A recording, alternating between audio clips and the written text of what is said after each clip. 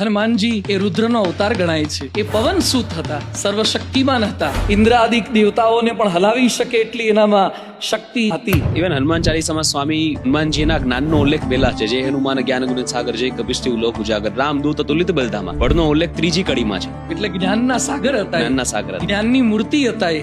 પણ એમનું જ્ઞાન થોડુંક જુદા પ્રકારનું હતું. થોડા પ્રસંગોથી અનેક લોકોને આપણે જણાવવા માંગીએ છીએ. જ્યારે સુગ્રીવને રામ ભગવાને વચન આપી દીધું કે વાલીનો હું વધ કરી આપીશ, અને સુગ્રીવે વચન આપી દીધું કે હું તમને સીતાજીની શોધમાં મદદરૂપ થઈશ. રામે વાલીનો વધ કરી દીધો. સુગ્રીવને રાજ્ય પાછું મળી ગયું, પત્ની પાછી મળી ગઈ. પણ સુગ્રીવ થોડાક કામાંધ બની ગયા અને રામનું કાર્ય કરવાનું છે કે નહીં એવું બધું ભૂલી ગયા. એવા સમયે લક્ષ્મણ ક્રોધી થઈ ગયા, રામ થોડાક વિહવળ થઈ ગયા હતા. હનુમાનજીનું જ્ઞાન, હનુમાનજીની સમજાવટ, હનુમાનજીનું કોમ્યુનિકેશન એ લક્ષ્મણને પણ સમજાવી શકે છે, સુગ્રીવને પણ સમજાવી શકે છે. આપે રામનું કામ